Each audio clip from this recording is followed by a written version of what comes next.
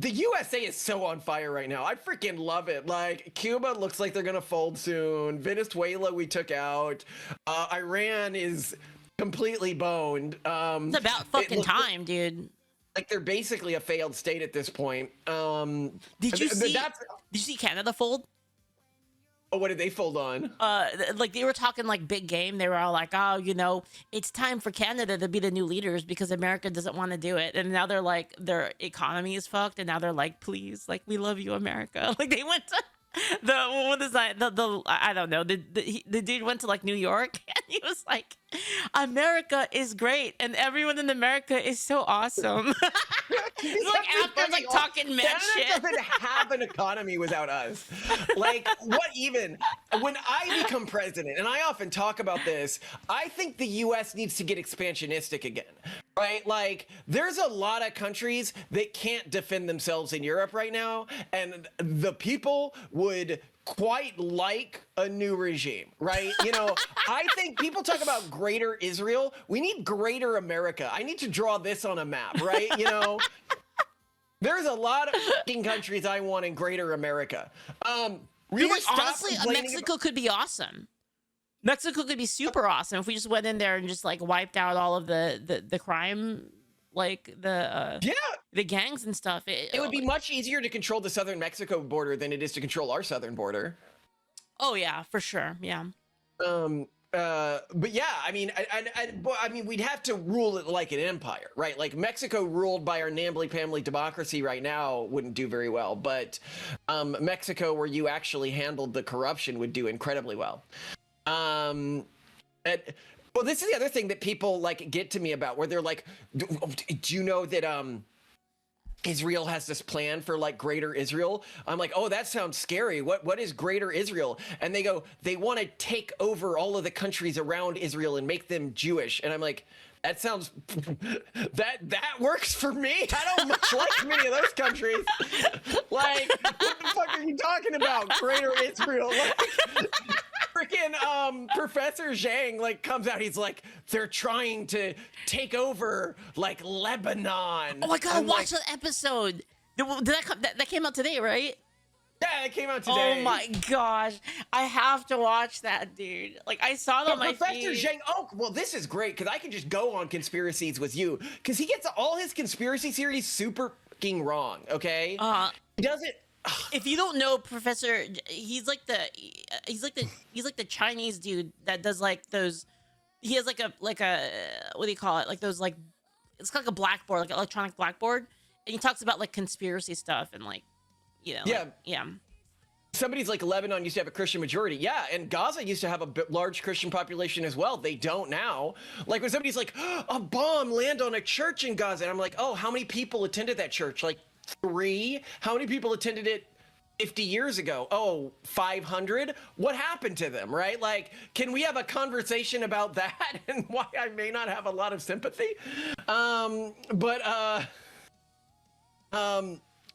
Yeah, okay, let's talk about his conspiracies, why they're wrong, because I want to get into a conspiratorial worldview. Let's do it. We're going to get deep here, okay, people? My favorite. I love Professor conspiracy. Zhang says the world is controlled by the Illuminati, which is made up of the Jesuits, Jacobists, and the Freemasons, okay? Mm-hmm. And he says, first of all, just get into like the one he got like the most stupidly wrong. Freemasons control nothing. Freemasons are today like fucking Rotary Club, okay? Or the Lions Club or something like that. They have literally no institutional power at all. You can just join them and raise up. I've had friends who have done that to got really high senior levels in them.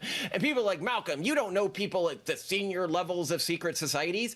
My wife was the managing director of Dialogue, a secret society founded by Peter Thiel. I get invited to Hereticon, another secret society founded by Peter Thiel. When Eric Schmidt was founding a secret society, they hired my wife and I to be the head of the team for recruitment. The Bohemian Grove like I've done that, and because it's public now, I think I can say it, because when I search his name in it, you can see it. My godfather was one of the recent presidents of it, right? So I have intense oversight. The literal book on the Illuminati that you can find in the CIA database, Bloodlines of the Illuminati, lists my dad by name as one of the leading members of the leading houses of the Illuminati, and I am his oldest He's a male vampire. child. If this stuff, yeah, the guy, when he's like, the Collinses are this evil, long bloodline, because on Joe Rogan, somebody crashed out saying I was from a family of vampires. That's why you're a vampire in the video. Yeah, from the Collinses, from the Dark Shadows. He's not wrong. Like, our family is involved in a lot of conspiracies, and there's a lot of movies about us and stuff like that, right? But what it means is I have a lot of insight into, like, what actually goes on in the world of secret societies. Okay? You guys cannot trust me or whatever. I sort of judge who I trust by who the people I hate are crashing out about the most. And let me tell you what, the institutional leftists fucking hate me. So anyway, I come out there and where were they going with this? Secret societies. Yes. So Freemasons are just a joke, right? Like, actually comical joke. They have no institutional power in the United States. The Jesuit string has somewhere to go with it, right? The Jesuits have been involved in a really shady way in some of the recent papal elections, to the extent where you could even say that they have been outright fraudulent or cheated. Is there a big owl at the yeah, there's a big owl at the it doesn't look like an owl idol. You look at it and it looks like a fun statue. Okay, when you walk through a city and you see a statue of an owl, you don't go, oh, it's an idol, right? You know, I guess technically it's an idol, right? But it doesn't come off that way. Okay, I got a really important question though. Was the food good? The food is astonishing. You are going, because keep in mind, you are with like the leaders of many leading people of the world, especially old people. The food there is some of the best food I've had. It is literally 5-star food, right? And keep in mind that it's not just the main food, but every one of the individual camps has its own food that they sort of like compete with the other camps on, like hosting parties and doing stuff and everything like that. So like they have a reason to show off to each other by bringing in like expert chefs and everything. So how is it that is it a little stressful to be there? Like, is there a sense of camaraderie, or is it like a big dick measuring contest? Like, how would you compare it? Like, how would you literally say? So when Nixon went, he called it the thing he'd ever been to. And like do people do like skinny dipping and stuff like old people? Like, absolutely. But keep in mind, the average age is like 86, right? Like, one of the things I did there is I dressed up as a deer, and we went and tried to troll the security officers, right? You know, in obvious fake deer costumes with a bunch of 80-year-olds. And they thought that was hilarious, right? You know, it's basically like a summer camp, right? Like a summer camp where you're just having fun with like people a convention. It's like an anime convention for old people. Maybe I've never had that much fun at an anime convention, because everyone's like dick measuring at anime conventions. Actually, like, that's do you true. know the show or whatever? It's less dick measuring than anime conventions, right? All right. But wait, where were they going? What if solving the problems is made? Made could be useful. I mean, obviously, my wife is very pro euthanasia. That's what she's gotten in trouble for a lot recently. I think made has been implemented poorly. But I also don't think as technology, like, what happens when medicine can just keep you alive forever? Like, we're gonna have to eventually kill people, right? Like, the idea that like couldn't you just say like, oh, I just don't want the treatment anymore? Like, I just want to. I guess you could, but some people's religion tells them they're not allowed to. But then, like, some Christians are like, don't pull the plug. Like, that's playing God. It's like, no, putting the fucking plug in their neck was playing God. Yeah. You've seen this. It's Christians who throw these big fits when somebody's been in a coma for like 20 years and they're like, don't pull the plug. Yeah. You know, that is an interesting case. Like, how I mean, there have been people that have come out of it though. They died right after though, but There was like Yeah. that case of that firefighter that had like the building fall on him. I don't know. Yeah. Oh, anyway, so I was continuing with the conspiracy. I got to go into conspiracy world Yeah, here. We're yeah, just yeah, getting yeah. Let's do started, that. okay? So, Freemasons, BS, he doesn't know what he's talking about. The Jesuits are really interesting, actually. So, as I said, the Jesuits have been involved in some really shady stuff within the Catholic Church. And not only that, but they were actually excommunicated for about 40 years. This was during a fight they had with Russia over the time of what's her face the Great, Catherine the Great. And the Pope told them to disband, and they basically didn't disband and ended up forming like a parallel institution that had different ideology than the mainstream Catholic Church, and then they re-assimilated the Catholic Church. The bigger problems with the Jesuits come from their liberation theology, which is like very leftist that they get a lot more, and they're very sort of high-minded culture that they have. So they literally do, like, they're the reason the Vatican is so woke to a large extent, right? Okay. And the group that fights against them, if you're talking about the secret society fights against them, is some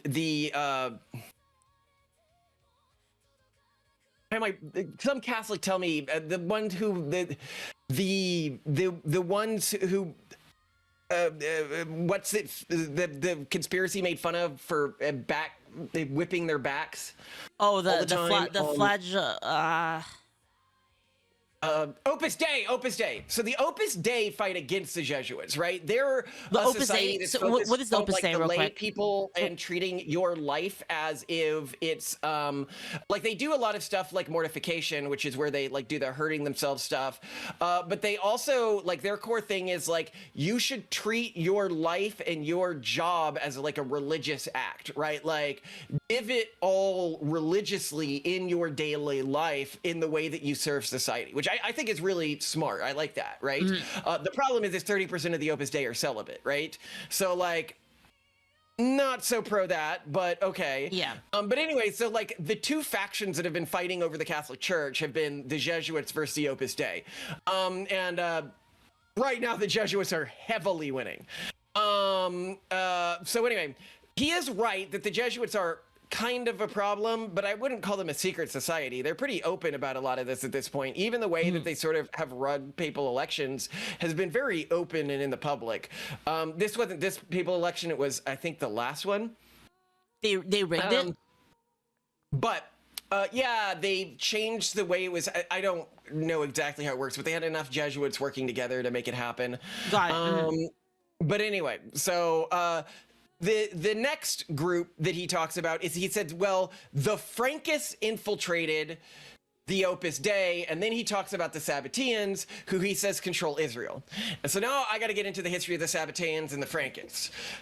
Is this interesting for you guys in your audience, by the way? There's so Like, many factions, man. This is crazy. Like, this sounds like some this sounds like some Warhammer shit. You know what I mean? Like, from my point of view.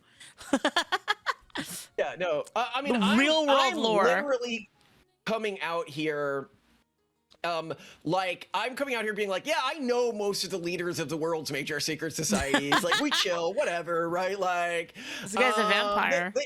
They have me to their part. It's come out because the New York Times leaked this, so I'm not leaking anything here. But like that, I've hung out with like Elon Musk and stuff like that, and so like I know like people, like we've done this stuff, right? So anyway, but what that means is I hang out with people in both factions. I both know the old faction, like the traditional secret society faction, and the new ones, right? Like the new tech bros and everything like that, right? The tech bro secret societies. Yeah. So, okay, let's talk about we're going to start with Sabbatai Zevi because you need to start with him. Okay, so again, I'm going from memory here. I could get things wrong. Chat me, correct me when I do. All right. So around the 1650s, this Jew guy, came about saying he was the Messiah, and his name was Sabbatai Zevi, and a bunch of people believed him. When I say a bunch of people believed him, estimates are that it was probably around 60% of living Jews at the time. It was an astonishing number of people. What? A low number, it might have been 30% of people. Keep in mind, Jews have been wanting their Messiah for a long time.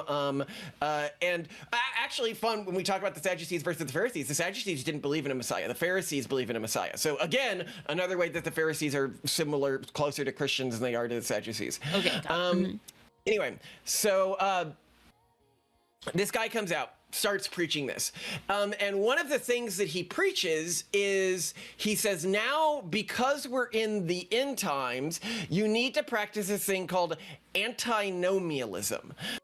Now, there are forms of Christian antinomialism which are different, but in this context of Jewish antinomialism, it means you are supposed to invert the Jewish laws. All right, so you're supposed to do the opposite of what Jews think are moral. So you break the laws around kosher. You break the laws and start having orgies. You break the laws. He did all of this stuff. And he did a bunch of really, I think Sabbatai Zevi is, am I frozen here? No. Okay, now, the Sabbatai Zevi is very interesting, and I think he's a life that Christians should study, because I think that Sabbatai Zevi affirms something really interesting in Christianity, is that he lives a life that in many ways completely mirrored Christ's life, but doing the opposite at every turn. Where Christ was born poor, Sabbatai Zevi was born wealthy and well-connected, right? Where Christ wore a crown of thrones, Sabbatai Zevi literally crowned himself the emperor of the world, right? Where Sabbatai Zevi repeatedly said, I am the Messiah. Our reading of the Bible and a lot of other people's reading of the Bible is different, but as we read it, Christ didn't actually claim to be the Messiah until he was on trial and claiming it could get him killed. Whereas Sabbatai Zevi claimed to be the Messiah when he wasn't on trial, but when he was put on trial and it could get him killed, he did claim to be the Messiah. So like this guy, like, so many, was there anybody that was like, man, this guy's the, the Antichrist or something like, were people saying that, like, when that happened? No. Wait, nobody, really? Not that I'm aware of. But anyway, so Sabbatai Zevi, do you know what happened at the end of his story? No, I don't know anything about, it's the first time I've ever heard about this guy. We gotta get Leaflit's expression here. He converted to Islam. So, hold on.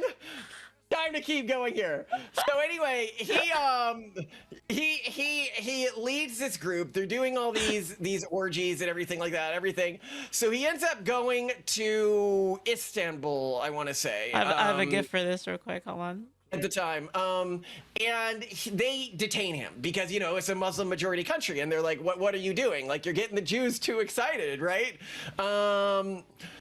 Very similar to when people were mad at Jesus. And so they put him on trial, and they're like, you're not actually saying you're the Messiah, are you? And he's like, no. Because like, if you are, we'd have to kill you. You know that. No. Oh my God. And so Constantinople, somebody said, sorry. Wait, Istanbul is Constantinople, isn't it? Anyway, so he ends up converting to Islam and living out the rest of his days there, and obviously that super bummed out the Jews more broadly, because like that is a downer, and it was shattering to Judaism for like 2 centuries. It was shattering to Judaism. Like Judaism actually nearly went the existential, like you can imagine as a Jew, even if you're not one who followed him, like what does this mean for our people that we were so easily taken in by this, right? Yeah. What does it mean if you were one of his followers who was brought into this like death cult? Man, that's great. Wait, when did this happen again? Like what years were that? I've never heard the story. But anyway, yeah, so he was, this was a 1666, somebody said, or something. That's 1600s, yeah. Wait, what? No. It was in 1666? 1666? No, there's no way. This is what I'm talking about. There's When no you read way. these stories. Dude, there's no way. Anyway, Literally study his life. Very interesting, and I think I actually think that it is useful to study. Like, if I was coming at somebody who's coming at Christianity for the first time, Yeah. I would tell them to study the life of Christ alongside the life of Sabbatai Zevi, because both of these are individuals who claim to be the Jewish Messiah. And keep in mind, that's what he was, the Jewish. He was all of our Messiah, but he was the Messiah predicted in the Jewish tradition, or the tradition of the Pharisees. Man. Yeah, they had several come and go during those times. So he said that he wasn't that shocking to claim to be the Messiah because that wasn't that uncommon during that period. It was his claiming to be the Son of Man, and no, I mean, this is where we get spicy here. Was I'm going to say another very heretical thing. The Bible all over the place calls people the Son of God and the Son of Man without them being literally God's son. And God helps in other conceptions in the Bible without them making the child his child. But I don't want to get into that. That's one of our spicier beliefs in our form of Christianity. Is somebody saying you're not a heretic? And I'm like, no, I definitely am. I gotta watch this later. I gotta back up here. But anyway, we gotta talk about Sabbatai Zevi here. So anyway, Yeah. Sabbatai Zevi. The thing that is so interesting about Sabbatai Zevi is, one, there's still a group that follows like his version of Islam today that exists. Really? But there's also a group that existed for a period but then died out that were just like pure antinomialists.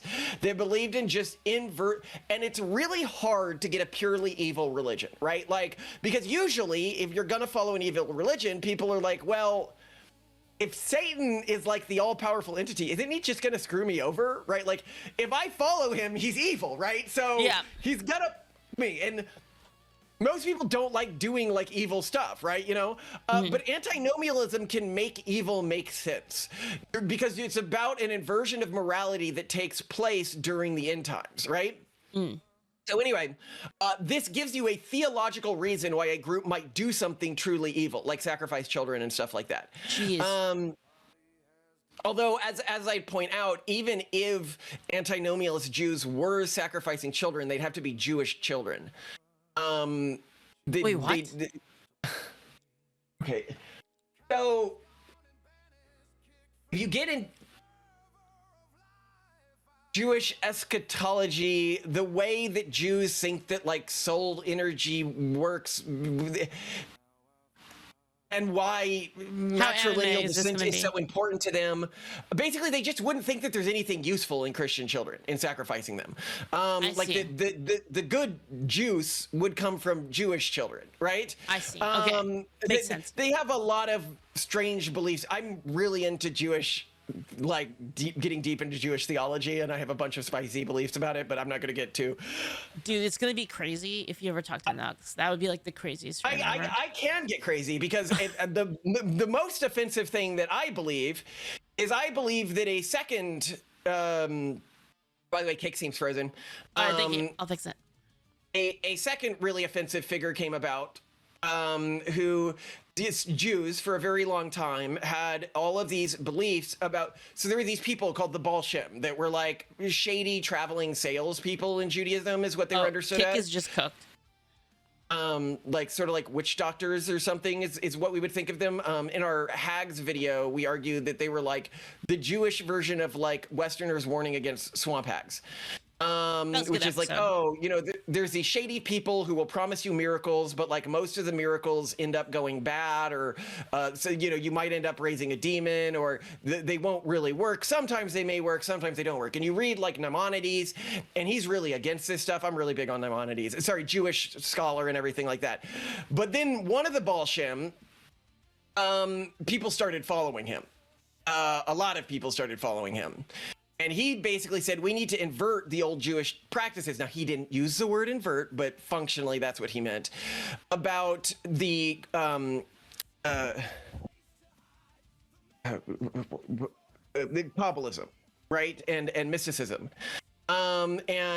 This used to be like really only for men over 30, highly restricted. And he ended up forming the core of a lot of the modern powerful groups within Judaism today.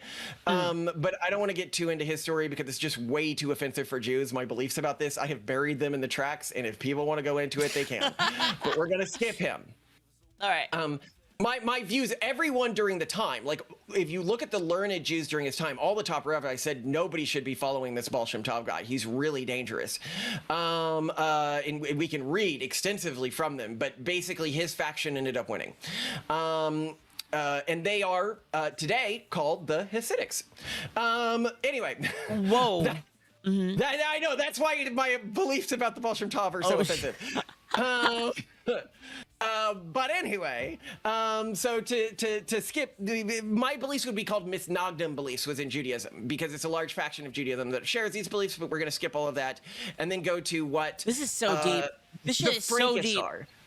So then the Frankists in the 1850s, this guy named Frank said, yeah, I am the reincarnation of Sabbatai Zevi. Like, I don't know why you'd want to be the reincarnation of Sabbatai Zevi, but whatever. And he got a group of followers, not like a ton of followers, but a group of followers. And the local Jewish community hated these people because obviously, right? Like, one, your weird cult is based around the most evil figure from most Jews. There is like no figure in their history, or at least, you know, post Second Temple history, who they hate more than Sabbatai Zevi, right? So to say, I'm a reincarnation of this guy. He betrayed them, so yeah. You betrayed them as much as you could betray someone, yeah. So they hated these people, the Jews, and they're practicing an inversion of Jewish law, right? So of course they're gonna hate them, right? If somebody practiced an inversion of Christian law, Christians would probably not hate them. So hated these people, and so they're like afraid for their lives, right? They need to find a group to protect them. And do you know who they found who wanted to protect them? Who's that? The Jesuits. So they ended up integrating with the Jesuits, and many became Jesuits because Frank said, actually, being a Catholic, being a Jesuit, that's an inversion of Jewish law. So let's all become orgy Jesuits, right? And what's going on? So what's his face says that this Frankish sect of Jesuits like controls the Jesuits and therefore controls the Vatican. So okay, yes, the Jesuits control the Vatican, but this group's power within the Jesuits died out within like 2 generations. Okay, they literally only had maybe 1 or 2 members who ever had any level of seniority, and we don't have any. And people know how anti-Catholic I am. I have looked so hard to try to find any evidence of continued power within the Jesuit order. They just don't have it. Okay, the Frankists completely died out. Okay. Mm-hmm. So anyway, the point being is that the Frankish. It sounds like a movie. Chat saying, "What movie is it?" It sounds like a movie. It's crazy. This is like that Secret World game or something. You know, it's wild. Yeah. So I felt awkward during orgies. I always felt awkward during orgies. Yes, this is the thing. Orgies are like actually hard to put together. One of our earliest episodes, if you want to go into it, so one of our good friends is Ayla. For people who know her on Twitter, she is the highest paid sex worker in the world, and really awesome. You told us about the vetting process for orgies. Okay, so we have a whole episode where we interview her about putting on orgies, and they're not easy to put together, right? So like doing it intergenerationally is just like too hard, and keeping it secret. Okay, real question: do like famous people? Do they do crazy orgy stuff that like nobody knows about? No, famous people, when you get to like the highest level of fame, you just sleep with lots of women. Why would you even do an orgy, right? Like that makes no fucking sense. So orgy's like, more mid tier. Do you have to be one of the wealthiest men in the world and going to a party where you have to see a bunch of other naked men having sex just so you can have sex with multiple women? That makes sense, yeah. I guess you would have to be like a turbo degenerate that like wants it both ways. It's not that it like doesn't happen. It's just like, ask your chat. If you were super wealthy and a degen, you just have 10 girls in your bed every night, right? You wouldn't invite other guys. Yeah. People are like Diddy parties. Yeah, so Diddy may have done stuff like that, but that was more for like the larger game, I think. I don't know. But anyway. Words. I mean, I've been to parties that have used orgies to like lure in members, but this was like when the effective altruism cult and the singularitarian cult was growing, and the less wrong cult was growing, and they did orgies. And this was just because, like in Silicon Valley, there weren't a lot of women, so they could use women to lure people in. Yeah. Anyway, point. What's the point I'm making? The point I'm making is freaking Professor Zhang comes out there and he's like, a antinomialist Jewish, Sabbatean sect controls Israel and wants to create a greater Israel and like controls world politics. And I'm like, why do you need to add the dumb stuff? Like, why can't you just say, like, Israel is incredibly powerful in world politics. Jews are incredibly powerful in world politics. And that's not exactly a conspiracy. It's sort of like we all see it, right? Like, you don't need to add the weird antinomialist stuff. Mm-hmm. Yeah. Professor. The point Malcolm is making is that he loves orgies. Oh no, I've never participated in an orgy. I get super turned off by the thought of naked men. Like men, I do not even like look at. I can't even get off to pornography if there's men in it. Like I don't understand how people get off by watching another male have sex with a woman. Like genetically, that's the worst thing in the world for you. Malcolm is super straight. Yeah. I didn't say I'm not turned on by anything. I'm just not turned on by males. They're super straight. He's married. Yeah, I'm married, but sex is a huge waste of time if that's the only way you're getting off. Like sex, when you have kids, it takes up so much more time than masturbation, right? Like, and when you have kids, that matters, right? Because that's time, both parents being indisposed, when you have 5 kids and babies, is like a big fucking deal you have to plan around, okay? Mm-hmm. Yeah, I don't know if sense. No, it's huge, right? Like, okay, if you guys don't have a wife and kids, what do? You take your baby and you put it in a different room? That's gonna stress out the woman. Yeah. Right? Or what? You leave the baby there? That's kind of gross and weird, right?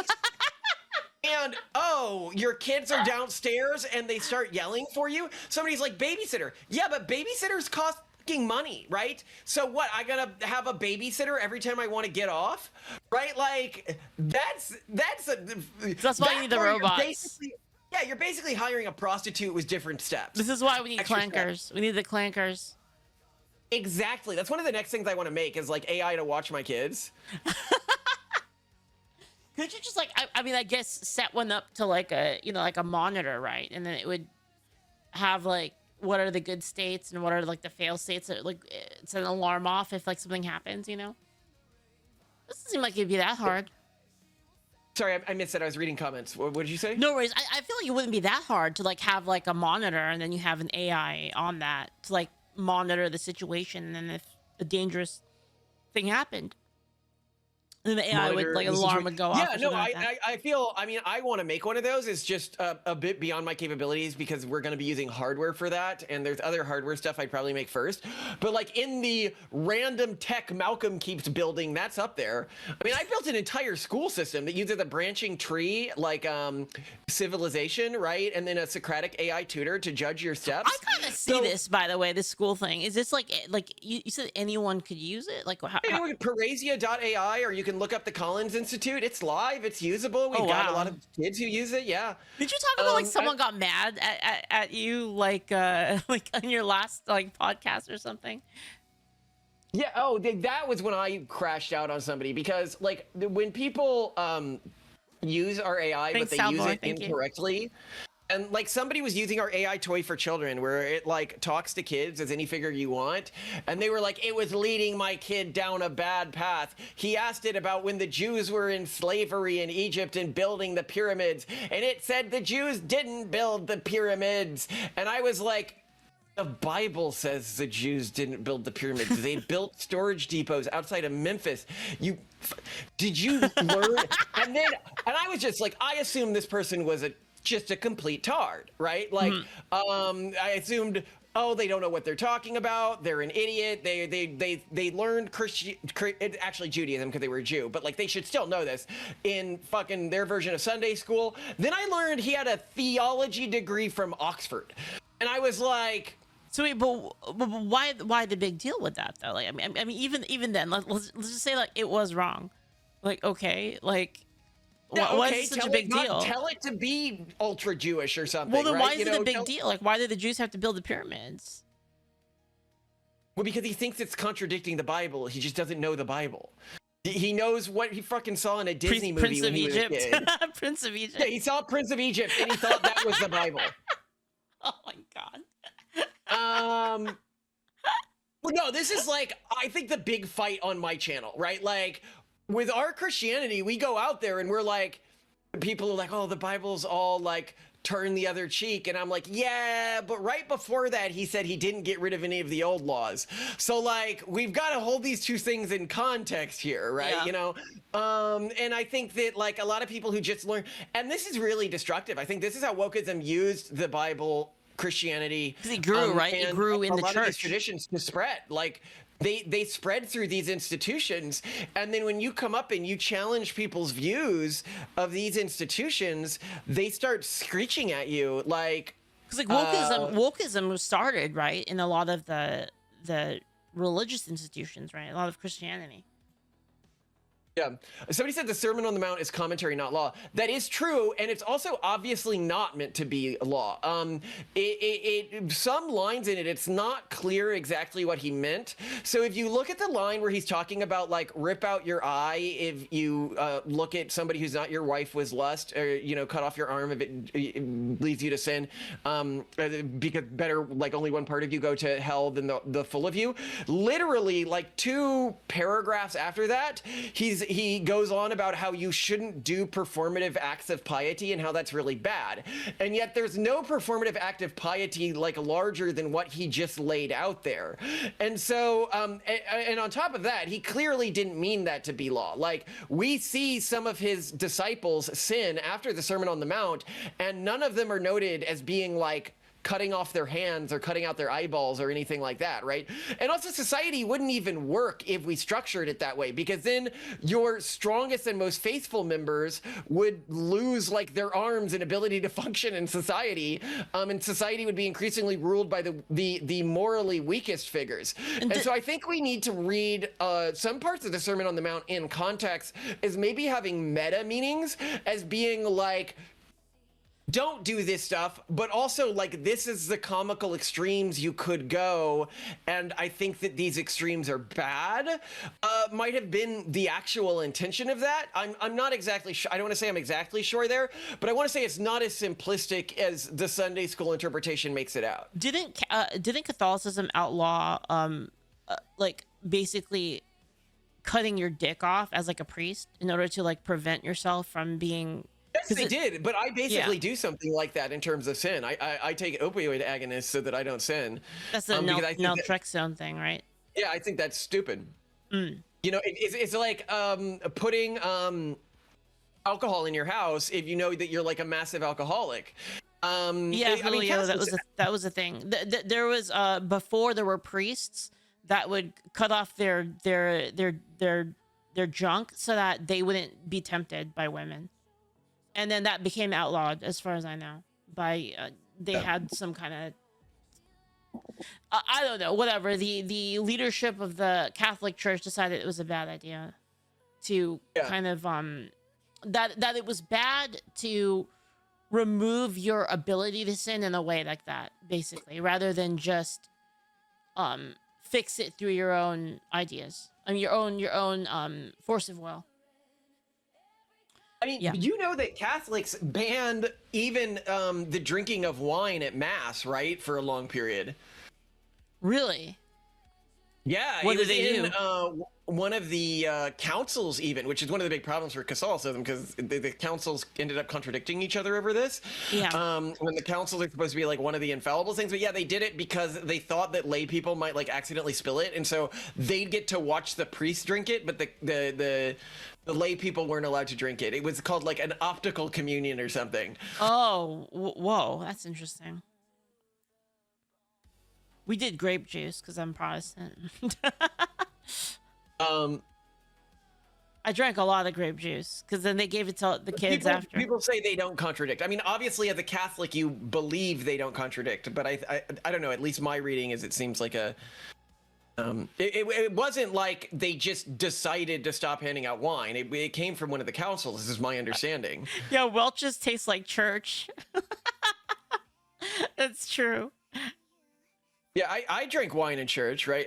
My favorite joke around that has always been the Family Guy church when he's like, wow, was this really Jesus's blood? And he goes, that guy must have been hammered 24/7.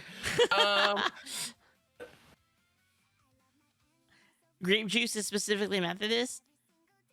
Is it? Yeah, I went to Episcopal church and I drank wine. No, I remember when I went to Methodist churches, you dipped the bread in the grape juice and then you ate it. You didn't actually drink it. But other churches had the little cups, the little plastic cups, the little tiny ones that they're like little tiny shot glasses, and then you would drink that. And then they would have it in the back, and then they would just let all the kids go at it at the end. I've always found it very curious, the Christians who are like super anti-alcohol, right? Because you get that, especially in the South, especially in Texas, where you are now, and you have like dry counties and stuff like that, and they're like, when like obviously Jesus was against drinking alcohol. Like when did he ever promote alcohol? And I'm like, freaking turned water to wine. What are you talking about? Jesus is like handing out freaking the Last alcohol, Supper right? too, right? The Last Supper. He's like, Jesus is like the bartender. He's like, what's even better than water? Wine. It's a miracle. It's the best miracle. Okay. The Kool-Aid wine. You know, it's one of my favorite miracles. Because it uses to affirm that no one can tell me I'm being anti-Christian. Christians easily could have gone anti-alcohol like Muslims did, right? You know, in the Quran, people are drinking alcohol all the time, right? Like in the early days of Islam, it looks like drinking alcohol was actually pretty normal. Drinking alcohol only became a Muslim prohibition later on. Really? Yeah. I'm gonna be wrong. I don't really know much about the laws in regards to alcohol. So right now it's banned. Like you just can't do it. Yeah, right now it's banned, but it wasn't in early. I mean, we in the Quran see people drinking alcohol. Interesting. Mm-hmm. Do I think that banning alcohol has? So banning alcohol has positive and negative effects on society. The biggest negative effect on society is alcohol is a very good mechanism for determining somebody's true character because it lowers their inhibitory. Yeah.